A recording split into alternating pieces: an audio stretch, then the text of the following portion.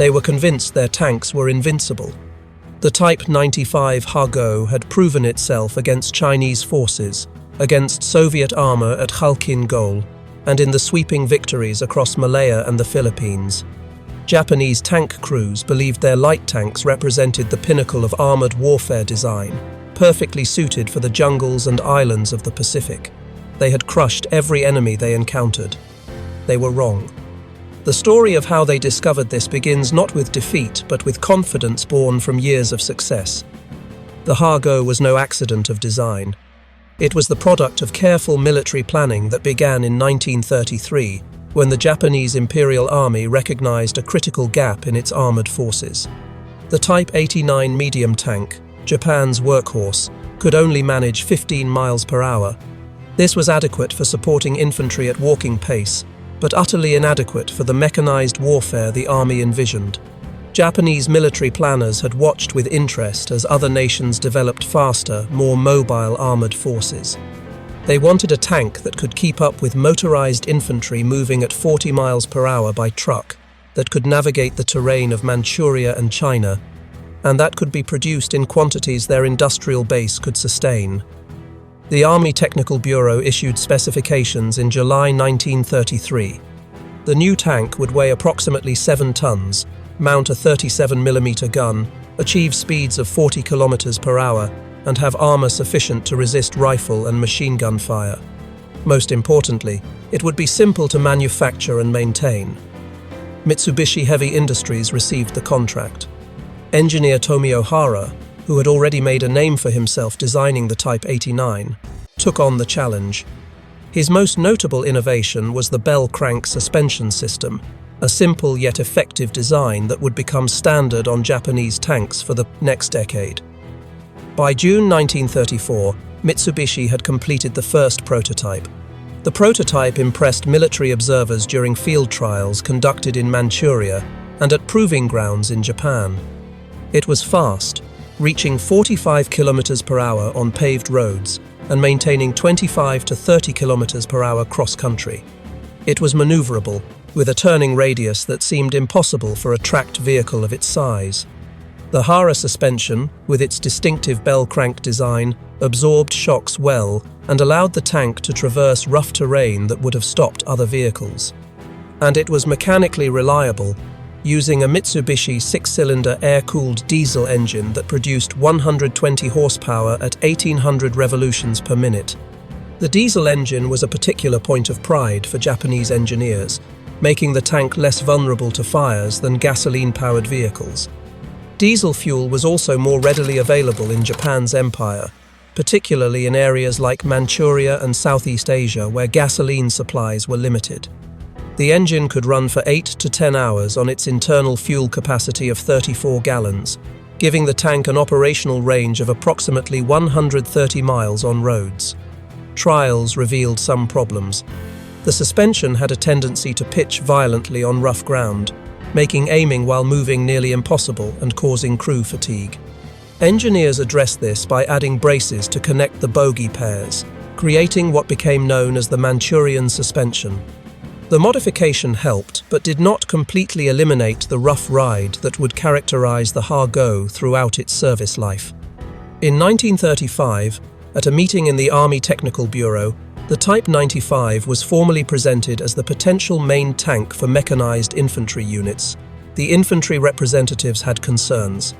They argued that 12 millimeters of armor was insufficient for a tank that would be supporting infantry assaults against fortified positions. The cavalry representatives countered that the improved speed and mobility compensated for thin armor, and that the tank's firepower was adequate for its intended role. After considerable debate, the infantry agreed to accept the design. The Type 95 Ha-Go was officially adopted. The designation came from the Japanese imperial calendar, marking the 2595th year since the legendary founding of Japan. Only the last 2 digits were used in the type number. Production began at Mitsubishi facilities in 1936. The Ha-Go was indeed a small tank. It measured just 4.38 meters long, 2.06 meters wide, and 2.13 meters tall. In American measurements, That was 14 feet 4 inches long, 6 feet 9 inches wide, and just under 7 feet tall. A man of average height could look over the turret. The weight came in at 7.4 tons for the basic tank, reaching 8.1 tons when loaded with crew, fuel, and ammunition. The armor was thin by any standard. 12 millimeters at its thickest points on the turret and upper hull, 9 millimeters on the roof and floor, 6 millimeters in some less critical areas. Japanese designers had calculated this was sufficient to stop rifle and machine gun bullets at combat ranges. They were designing for the enemies they expected to fight, Chinese forces with limited anti-tank capability and light Soviet tanks. Inside, the tank was cramped. The crew consisted of 3 men. The driver sat in the front left of the hull, with limited vision through a small viewport and periscope. A hull machine gunner sat to the driver's right, operating a Type 97 7.7mm machine gun mounted in a ball mount. The commander occupied the turret alone, standing on the hull floor with no turret basket beneath his feet. This commander had perhaps the most difficult job in the Imperial Japanese Army. He had to command the tank, directing the driver and communicating with other tanks when radio was available. Only 1 tank in 4 had a radio set, leaving the others to follow visual signals. He had to operate the main gun, a Type 94 37mm cannon capable of firing both high explosive and armor-piercing rounds. He had to load that gun, a physical task made difficult by the cramped space and the need to stand while doing so. And he had to operate a second machine gun mounted in the rear of the turret, facing to the right rear at roughly the 5 o'clock position. American tankers who later examined captured Hagos marveled that anyone could function effectively under such conditions. The Japanese commander had no seat in the turret. He stood throughout combat, his head and shoulders exposed if he opened the hatch for better vision, or confined to a small space with minimal visibility if he closed it. The turret rotated by hand crank, requiring significant physical effort. There was barely room to move, let alone fight efficiently. But in its intended role, against the opponents it was designed to fight, the Hago performed well. Very well indeed. The tank first saw significant action in China starting in 1937. Against Chinese forces that had virtually no armor and limited anti-tank weapons, the Hago was devastating. Its 37mm gun could destroy fortifications and suppress infantry. Its machine guns cut down troops in the open. Its mobility allowed it to exploit breakthroughs and pursue retreating forces. Japanese tank crews gained combat experience and confidence. They learned their trade in an environment where their tanks were clearly superior to anything they faced. This success bred a dangerous assumption that the Hago was a genuinely capable tank rather than a vehicle optimized for a specific, limited scenario. The assumption was tested at Khalkhin Gol in 1939, where Japanese forces clashed with the Soviet Union along the Mongolian border. Here, the Hago faced real opposition. Soviet BT-5 and BT-7 tanks mounted 45mm guns with better armor penetration than the Japanese 37mm. Soviet armor was thicker, making frontal engagements difficult for the Hago. The battles were brutal. On July 2, 1939, the Japanese 3rd Tank Regiment, equipped primarily with Type 95 tanks, attacked Soviet positions. The initial assault achieved some success through aggressive tactics and surprise. Japanese tanks destroyed 32 Soviet tanks and captured 35 armored vehicles. But Soviet counterattacks in the following days revealed the Hago's vulnerabilities. Soviet guns could penetrate the Hago's armor at ranges where the Japanese guns struggled to damage Soviet tanks. By the end of the Khalkhin Gol campaign, Japan had lost dozens of tanks. The lessons were clear to anyone paying attention. The Hago was outmatched by modern Soviet armor. Its thin protection and relatively weak gun were not adequate for tank versus tank combat against peer adversaries. But these lessons were not fully absorbed. Japanese military leadership focused instead on tactical improvements and crew training, rather than fundamental redesign of their armored forces. The war in China continued, and there the Hago remained effective. When war broke out across the Pacific in December 1941, Japanese tank units achieved remarkable successes. In Malaya, Hago tanks navigated terrain British commanders thought impassable for armor. They moved through rubber plantations and jungle trails, supporting the rapid Japanese advance down the peninsula towards Singapore. British forces, who had not deployed significant armor to Malaya, were unprepared for this mobile threat. In the Philippines, Hagos landed with the invasion force and supported Japanese infantry operations. On December 22, 1941, north of Mortis, Type 95 tanks engaged American M3 Stuart light tanks in what would be recorded as the first tank versus tank battle involving US forces in the Pacific. Both tanks mounted 37mm guns. The M3 had better armor, 32mm on the turret sides compared to the Hago's 12mm.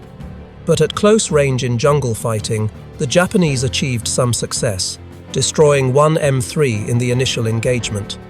These early victories reinforced Japanese confidence.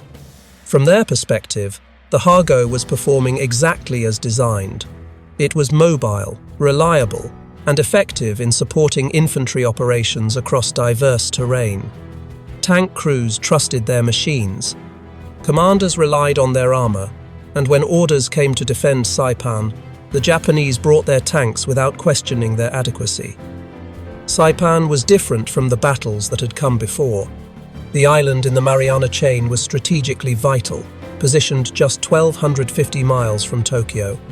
If the Americans captured Saipan, their B-29 bombers would be within range of the Japanese home islands. The Empire's leaders knew this.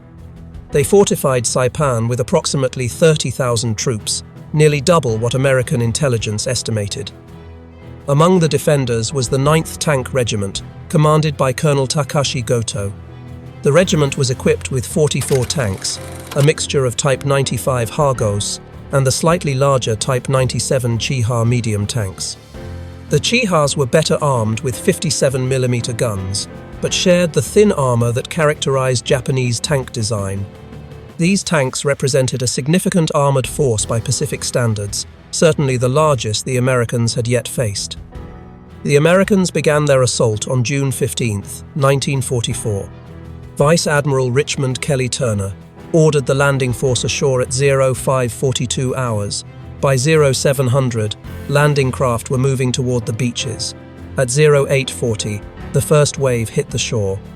The 2nd and 4th Marine Divisions landed on Saipan's western beaches under heavy fire from Japanese artillery and mortars positioned on the heights overlooking the landing zones. The Marines fought their way inland against fierce resistance. By nightfall of the 15th, 20,000 American combat troops were ashore. Equipment and supplies poured onto the beaches. Among the equipment were M4 Sherman medium tanks, landing from LST vessels and moving forward to support the infantry. The Marines established a beachhead, but it was not yet secure. Japanese artillery could still reach the beaches. Counterattacks continued through the night. On June 16th, the Marines consolidated their positions and began pushing inland. The 2nd Marine Division worked to close gaps in the line, while the 4th Marine Division cleared areas around key terrain. General Holland Smith, commanding the assault force, committed his reserves, bringing elements of the 27th Infantry Division ashore to reinforce the beachhead. Lieutenant General Yoshitsugu Saito, commanding Japanese forces on Saipan, recognized the critical situation. If the Americans consolidated their beachhead and brought their full combat power ashore, dislodging them would become impossible.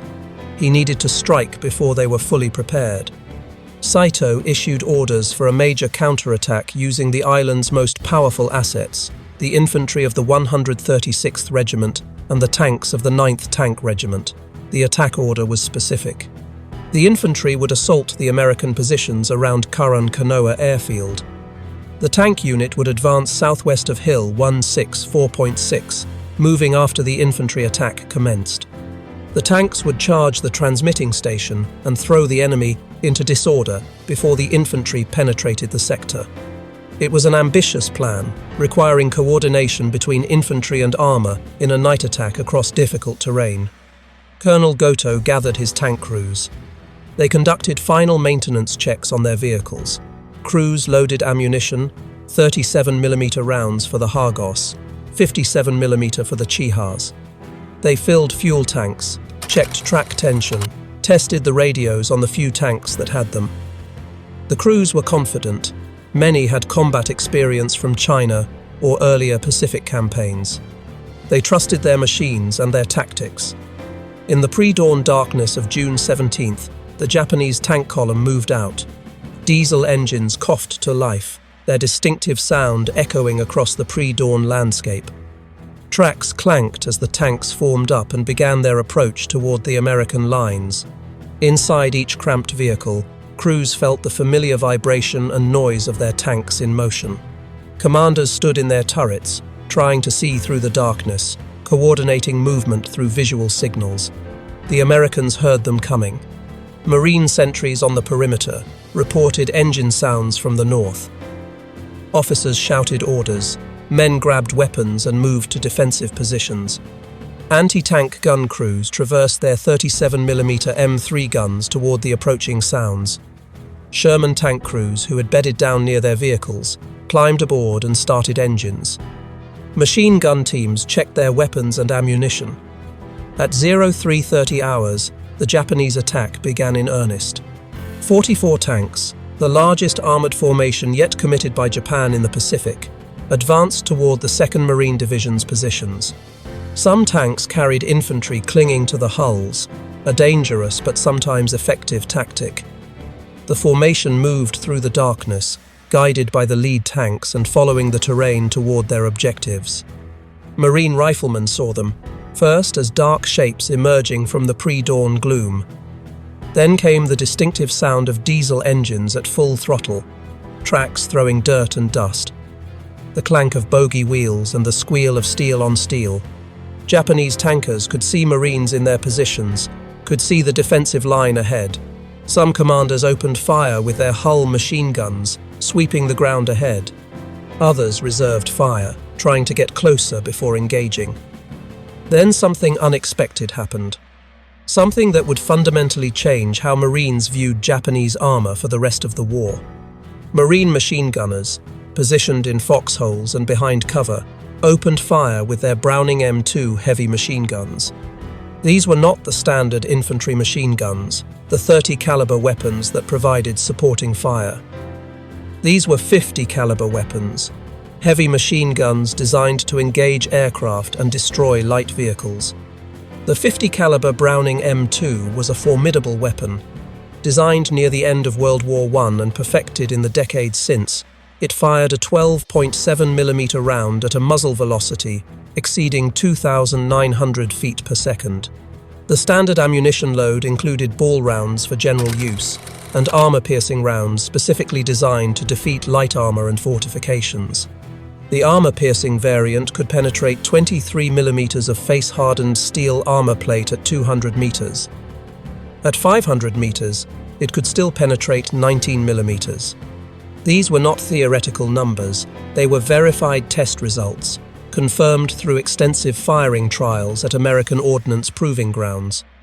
The ammunition had been designed to engage lightly armored aircraft and vehicles, not to defeat tanks. But the mathematics of armor penetration are unforgiving. The Type 95 Hargos armor was 12mm thick at its maximum, on the turret front and sides, on the upper hull. The thickest armor on the entire vehicle was 12mm. Simple arithmetic revealed the problem. The 50 caliber armor-piercing round could penetrate nearly twice that thickness at close range. At the ranges where the battle was being fought, 200 meters or less as tanks closed with Marine positions, the 50 caliber had more than enough penetrating power. Marine machine gunners opened fire. Tracer rounds arced across the battlefield in brilliant orange-red lines. The sound was distinctive, the heavy boom-boom-boom of 50 caliber machine guns firing at sustained rate. Gunners aimed at the advancing tanks, some not entirely believing their weapons would be effective against armor. What happened next shocked both sides. The 50 caliber armor-piercing rounds didn't just dent the tanks, They didn't ricochet off at angles, they penetrated, cleanly, decisively. At close range, some rounds went completely through the thin armor, entering one side of the tank and exiting the other. Even at longer ranges, the rounds punched through the armor with energy to spare. Inside the Japanese tanks, crews experienced something far worse than defeat. They experienced revelation. The heavy machine gun fire wasn't just loud impacts on the outside of the hull, it was penetration. Rounds coming through the armor. In the cramped interior of a Hago, there was nowhere to hide. A round that penetrated the hull could strike engine components, ammunition racks, or crew members. The face-hardened armor, designed to resist rifle fire, offered no meaningful protection against the heavy 50 caliber rounds. One Marine machine gunner, firing his weapon from a position near the airfield, reported watching his tracer rounds strike a Hago advancing directly toward him. The rounds hit the front hull, and he could see sparks inside the tank through vision ports and hatches. The tank kept coming for a moment, then slowed, then stopped. Engine smoke poured from the rear deck. The crew attempted to bail out. Two men emerged. They were immediately engaged by rifle fire from Marines in foxholes. Another gunner, positioned with his weapon mounted on a half-track, engaged a Hago at approximately 150 meters. He fired a sustained burst into the tank's side armor. The tank turned toward him, exposing more of its flank. He kept firing. His loader fed another belt of ammunition into the gun. He watched the commander in the turret slump forward, then fall. The bullet had gone through the thin turret armor, struck the man, and continued through the other side. The commander never knew what hit him. A third Marine, manning a 50 caliber in a fixed position on the defensive line, engaged multiple tanks as they advanced. He fired at one Hago's engine compartment, aiming for the rear deck where the cooling vents were located. His rounds penetrated the thin 6mm armor covering the engine. The diesel engine, its cylinders opened by 50 caliber impacts, seized. The tank stopped moving, becoming a stationary target. The crew abandoned it, running back toward Japanese lines through a hail of small arms fire. Japanese tank crews who survived the initial assault couldn't process what was happening. They had trained for years. They had fought in China, where enemy weapons bounced harmlessly off their armor. They had faced Soviet anti-tank rifles at Khalkhin Gol and survived. Their tanks were supposed to protect them. That was the fundamental premise of armored warfare. The tank's armor kept the crew alive while they engaged the enemy with superior firepower. But American machine guns were defeating their armor. Not anti-tank guns firing large-caliber projectiles, not artillery, not even the massive 75mm guns on the Sherman tanks they could see moving into position. Machine guns. Infantry support weapons. Weapons that were mounted on jeeps, on half-tracks, on every vehicle in the American arsenal. The realization was devastating. If machine guns could penetrate their tanks, what chance did they have? A Japanese tank officer, later captured after his tank was disabled, told American interrogators that his first thought was that the Americans must have developed some new secret weapon, some advanced ammunition or special gun that looked like a standard machine gun but fired exotic projectiles. He simply could not accept that a conventional heavy machine gun could defeat a tank. In his entire combat experience, from training in Manchuria to fighting in China, small arms fire had always been ineffective against armor. Bullets made noise on the outside. They didn't come through. But the Browning M2 was in an entirely different category from anything the Japanese had previously encountered. With its armor-piercing rounds, it had sufficient energy and penetrating power to defeat 12mm armor at any range where a machine gunner could accurately engage a target. And the Marines had these weapons everywhere. They were standard equipment throughout the American military. As the Japanese tank attack faltered under this unexpected fire, Sherman tanks moved forward to engage. The contrast was stark. Where the Hago weighed 7.4 tons, the M4A2 Sherman, the variant used by Marines at Saipan, weighed 31.8 tons. Where the Hago had 12mm of armor, the Sherman had 51mm on the frontal hull. angled at 56 degrees to provide effective protection equivalent to approximately 75 millimeters against anti-tank fire. The Sherman mounted a 75mm gun as its main armament. This gun could penetrate the Hago's armor from over a mile away. When Shermans opened fire on the Japanese tanks, the outcome was predetermined. 75mm armor-piercing rounds struck Hagos and Kihas with devastating effect. Tanks were blown apart. Turrets were knocked off hulls. Ammunition detonated inside crew compartments. Japanese tanks that returned fire found their 37mm and 57mm rounds completely ineffective against the Sherman's frontal armor. The shells bounced off or created small dents without penetrating. One Japanese tank commander, whose Hago was disabled by 50 caliber fire but whose turret could still traverse, attempted to engage a Sherman at close range. He ordered his gunner to fire.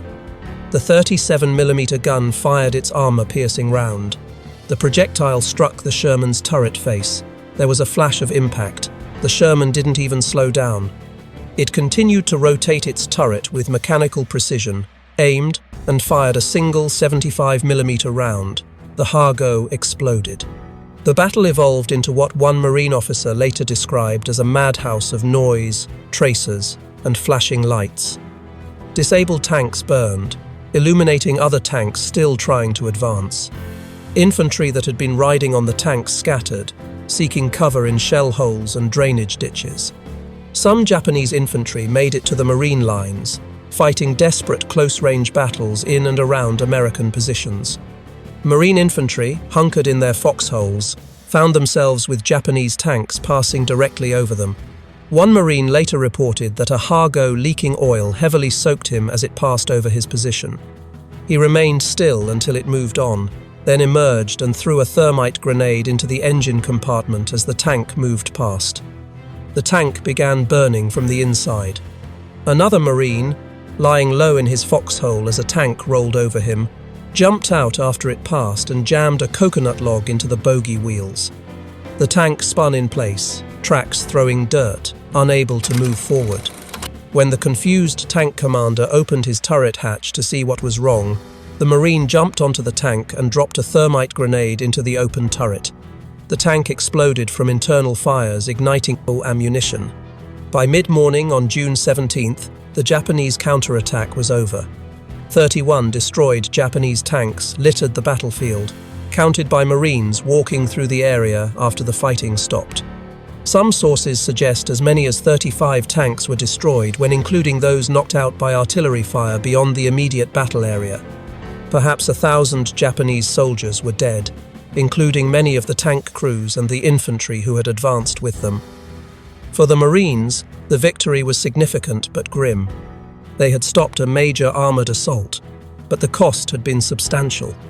The 2nd Marine Division's commander later acknowledged that if the Japanese attack had succeeded, it would have been fatal to the division's fighting efficiency.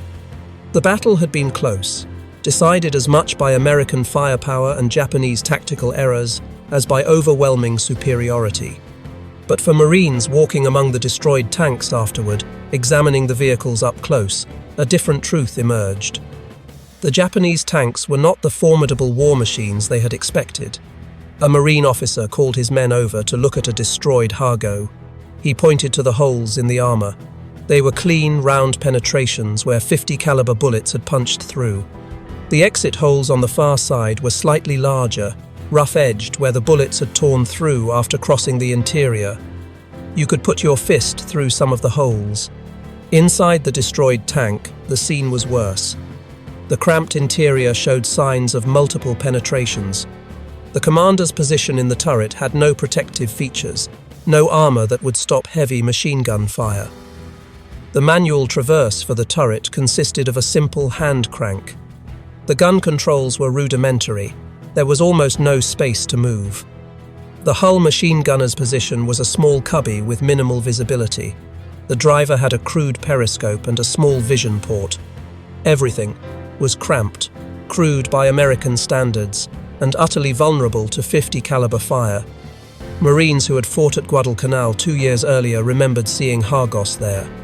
At the time, with Marines equipped primarily with light weapons and no armor support of their own, the Japanese tanks had seemed threatening. But now, with proper equipment, with heavy weapons and their own armor, the Hago looked exactly like what it was. A light tank from the mid-1930s, adequate for its original design parameters, utterly inadequate for modern industrial warfare against a peer adversary. The psychological impact on surviving Japanese tank crews was profound. Those who were captured, whose disabled tanks left them with no choice but surrender, had to grapple with uncomfortable truths. Their tanks were not just outmatched, they were obsolete. The equipment they had trusted with their lives offered no protection against weapons the Americans used as standard infantry support. Intelligence officers interrogating prisoners noted a consistent pattern in their responses. The Japanese tankers expressed shock at American firepower. They talked about the quantity and quality of American equipment.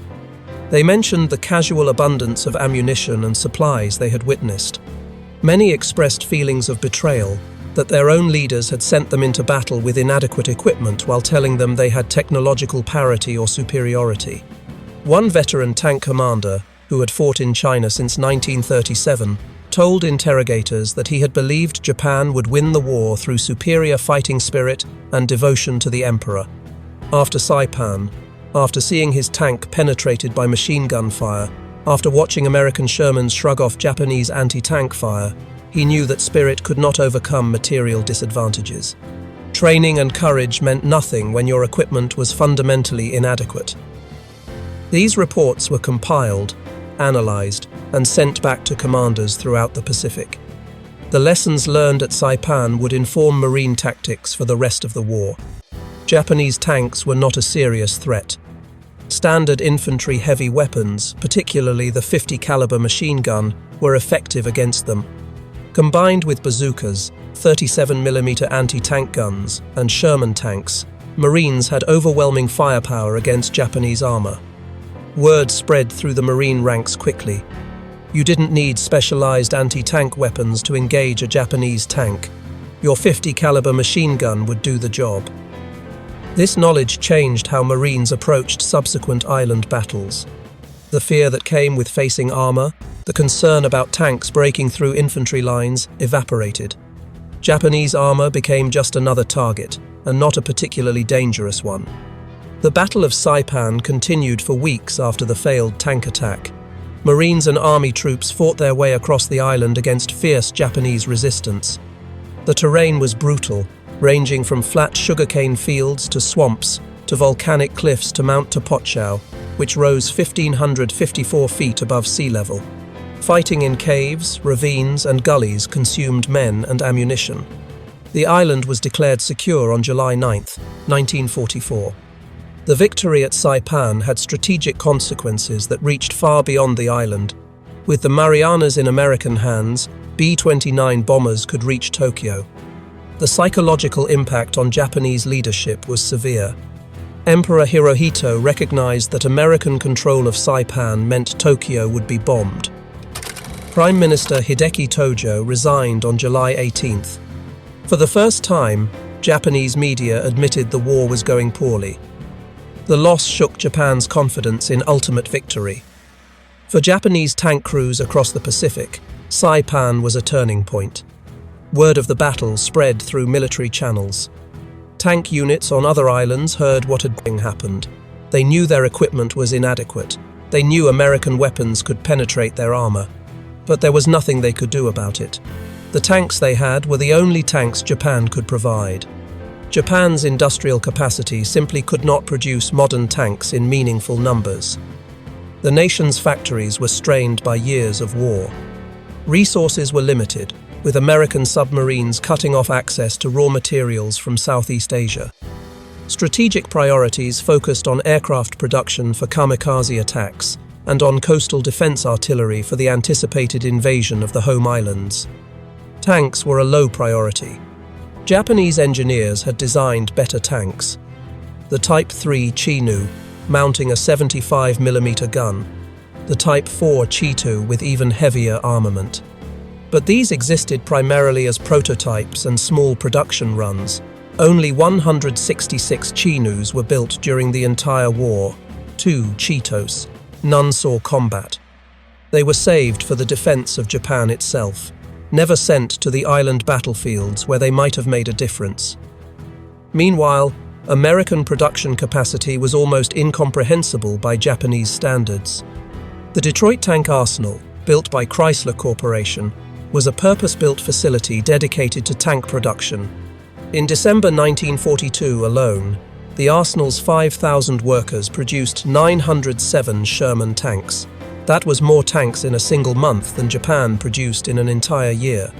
The Arsenal was not alone in this remarkable production achievement.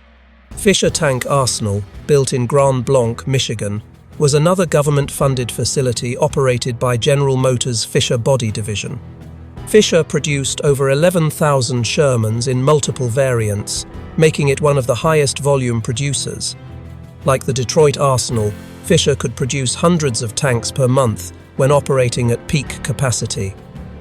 American Locomotive Company in Schenectady, New York, converted from locomotive production to build 2,300 Sherman tanks. Baldwin Locomotive Works in Philadelphia produced over 1,200 tanks while maintaining locomotive production for the war effort. Lima Locomotive Works in Ohio built the first production M4A1 Sherman, a tank named Michael that was shipped to England and still resides at the Bovington Tank Museum. Lima produced 1,655 tanks before returning to full-time locomotive production. Pacific Car and Foundry in Washington State, Pressed Steel Car Company in Pennsylvania, Pullman Standard Manufacturing in Illinois, and Federal Machine and Welder in Ohio all contributed to Sherman production. 10 major manufacturers, plus countless subcontractors producing components, tracks, engines, radios, optics, and weapons. The industrial mobilization was unprecedented in human history. The Detroit Arsenal itself was a marvel of modern production engineering. Built on 567 acres in Warren, Michigan, the facility covered over 1.5 million square feet of production space. Assembly lines snaked through the building for miles. Massive overhead cranes could lift complete tank hulls and move them between workstations. The factory operated 3 shifts, 24 hours per day, 7 days a week. Workers included men who had been automotive workers before the war, bringing their manufacturing expertise to tank production. But they also included thousands of women, many of whom had never worked in heavy industry before. These women, often called Rosie the Riveters, welded armor plate, assembled turrets, installed engines, and performed every job in the plant except the heaviest lifting tasks. They proved that the nation's industrial capacity could be multiplied by tapping a workforce that had been largely excluded from heavy manufacturing in peacetime. By the time production ended in June 1945, American factories had built 9,234 Sherman tanks. Japan produced approximately 2,300 Hagos over the entire course of the war, from 1936 to 1943 when production ceased. The ratio was more than 20-1. But even that understates the disparity, because American tanks were far more capable individually than their Japanese counterparts. Sherman tanks weighed 30 to 35 tons depending on variant. They had armor ranging from 51 mm on the hull front to 76 mm on the turret mantlet. They carried 5-man crews with dedicated positions for each role. They had gyro-stabilized guns that allowed firing while moving. They had radio equipment in every tank, enabling coordinated operations. They were reliable, with tracks that lasted 2,500 miles compared to 500 miles for German tanks and perhaps 1,000 miles for Japanese tanks. The Sherman was not the best tank of World War II. It was outgunned by German Tigers and Panthers. But it was good enough, and it was available in overwhelming numbers. In the Pacific Theater, where it faced Japanese tanks designed in the mid-1930s, the Sherman was more than adequate. It was overwhelmingly superior. For Japanese tank crews on subsequent islands, the pattern established at Saipan repeated. On Tinian in July 1944, 7 Type 95s were destroyed in counterattacks against Marine positions. On Peleliu, in September 1944, Japanese tanks were dug into caves and used as stationary pillboxes, recognizing they had no chance in mobile warfare. On Iwo Jima in February 1945, Colonel Takeichi Nishi's 26th Tank Regiment buried their tanks in volcanic ash up to the turrets, using them as armored bunkers because the tanks provided more protection when stationary than when moving. Even used as static defensive positions, the tanks were vulnerable. 50-caliber machine guns could still penetrate the turret armor. Flamethrower tanks could direct napalm into open hatches and vision ports, cooking crews alive inside their steel coffins. Bazookas could penetrate the thin armor from any angle. The Hago, once a symbol of Japanese armored might, had become a death trap for its crews. On Okinawa, the last major battle of the Pacific War, the Japanese committed the 27th Tank Regiment to the defense. The regiment had 13 Type 95 Hagos and 14 Type 97 Kiha medium tanks, 27 tanks total. The Americans landed with over 800 tanks. The numerical disparity was 30-1. The qualitative disparity was even greater. On May 4th and 5th, 1945, the Japanese launched a major counter-offensive designed to drive the Americans off the island. Tank units were committed to support the infantry assault. The attack failed catastrophically. Most of the Japanese tanks were destroyed within hours, knocked out by a combination of Sherman tanks, bazookas, 37mm anti-tank guns, artillery, and 50-caliber machine guns. The survivors withdrew, having accomplished nothing except adding more destroyed hulls to the battlefield. In August 1945, when the Soviet Union declared war on Japan and invaded Manchuria, Japanese tank units in northern China faced yet another technologically superior opponent. Soviet 34 medium tanks with their sloped armor and powerful 76mm guns vastly outclassed the Japanese tanks opposing them. In the Battle of Shumshu Island, part of the Kuril chain, Japanese tanks attempted to defend against Soviet amphibious landings.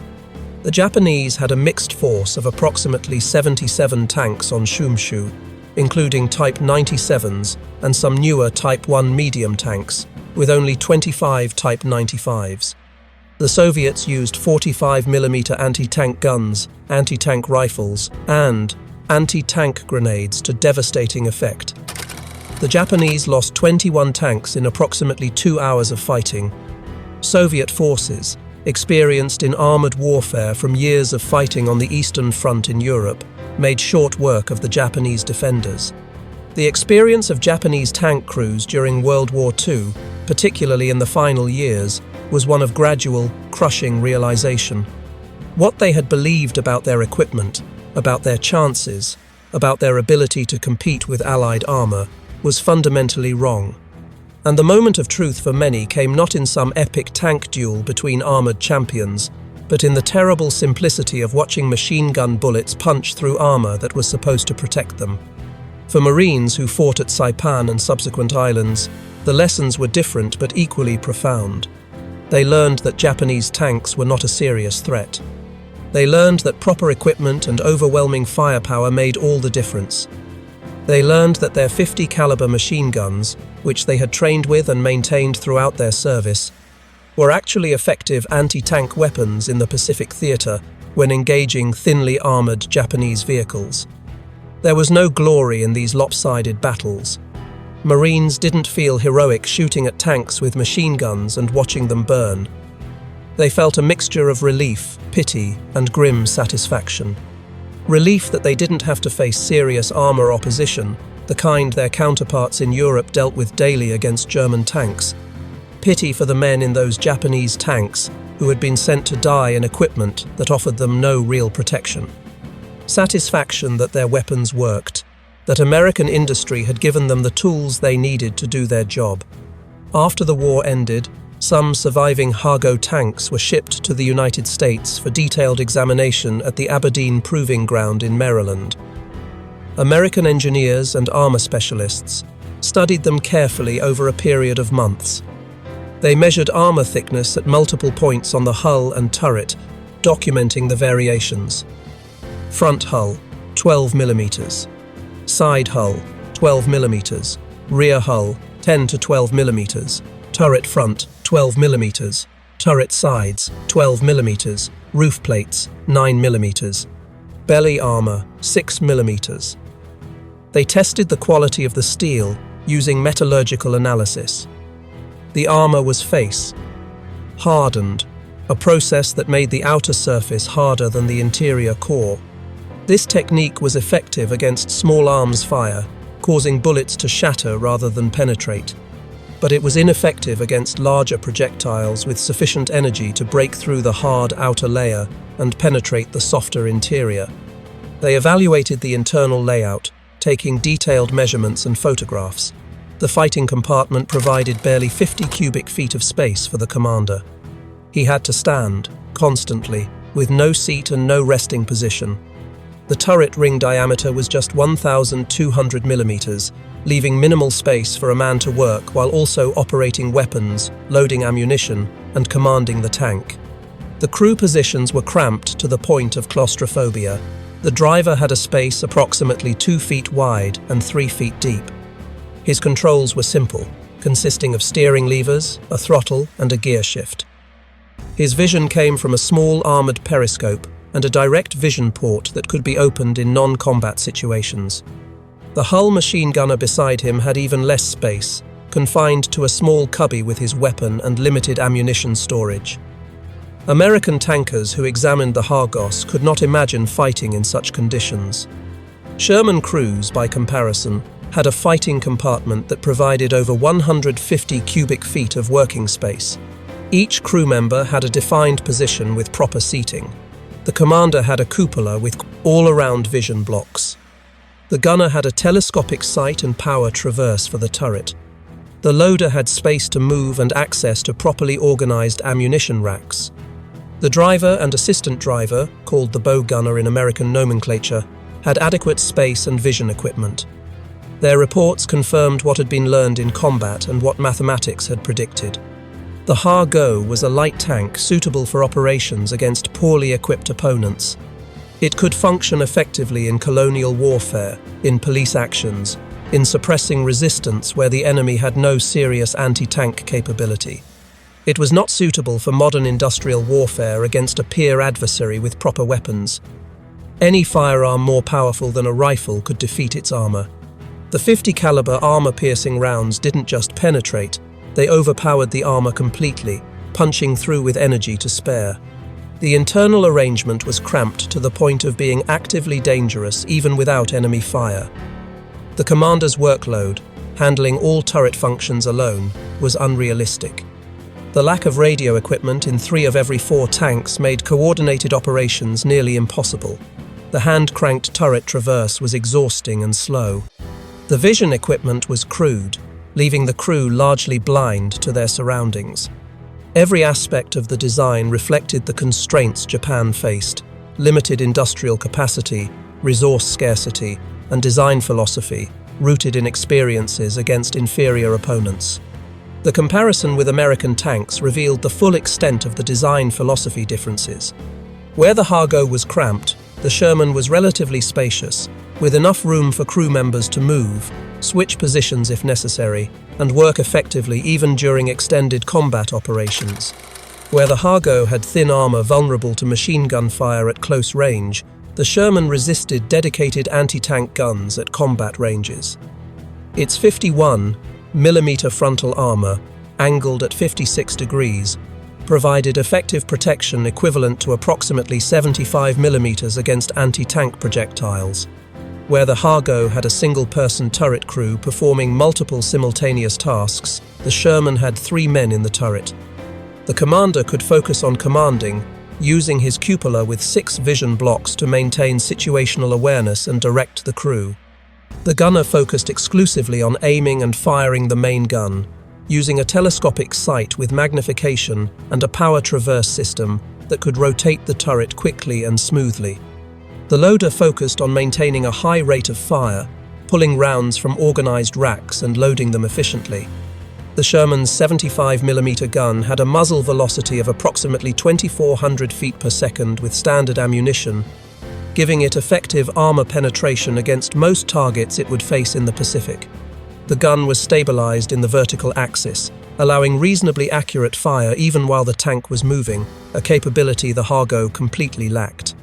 The Sherman carried 97 rounds of 75mm ammunition in protected racks, compared to the Hargo's 130 rounds of 37mm ammunition stored loosely throughout the fighting compartment. Communication capabilities differed dramatically. Every Sherman had a radio, usually an SCR-528 or SCR-538 set, allowing tank-to-tank communication and coordination with infantry and artillery. The Hargo had radios in only one tank out of 4, leaving the other 3 to follow visual signals, a system that broke down quickly in combat when smoke, terrain, and enemy action made visual contact impossible. Vision equipment on the Sherman included periscopes with replaceable prisms, direct vision ports with armored covers, and a commander's cupola that provided all-around observation. The Hargo had crude periscopes and small vision ports that provided minimal situational awareness, forcing commanders to expose themselves by opening hatches to see what was happening around them. Every aspect of design, from ammunition storage to crew comfort to fire control equipment to communication systems, was better on the American tank. But the most telling difference was not in the individual tanks. It was in the numbers and in the industrial systems that produced them. The United States had built an economy that could wage industrial warfare on a global scale. Factories that had produced automobiles now produced tanks at rates that would have seemed impossible in peacetime. The Detroit arsenal alone, in its peak production month, produced more tanks than Japan produced in a typical year. Women who had never worked in heavy industry welded tank hulls and assembled turrets. Engineers constantly improved designs, incorporating lessons learned in combat. The supply chain delivered raw materials to factories and finished tanks to ports with clockwork efficiency. Merchant ships carried Shermans across both oceans to battlefields in Europe and Asia. Maintenance units in the field kept tanks operational, cannibalizing damaged vehicles for spare parts and returning repaired tanks to combat within days. Japan had never built this kind of industrial system. Its economy was strained by years of war in China before the Pacific War even began. Its factories lacked the automation and mass production efficiency of American plants. Its access to raw materials, particularly after American submarines began sinking merchant shipping, was increasingly constrained. The nation that had challenged the world's greatest industrial power was discovering the true cost of that challenge with each new battle. For the Japanese tank crews on Saipan that early morning in June 1944, and for every Japanese tanker who fought in the Pacific afterward, the lesson was brutal and clear. They were obsolete. Their equipment was obsolete. Their tactics, developed for a different kind of warfare against different opponents, were obsolete. And there was nothing they could do about it, except continue fighting with what they had, knowing that survival was unlikely and victory impossible. The Marines on the other side learned different but equally important lessons. They learned that industrial might matters in modern warfare, that having better equipment in larger quantities makes an enormous difference.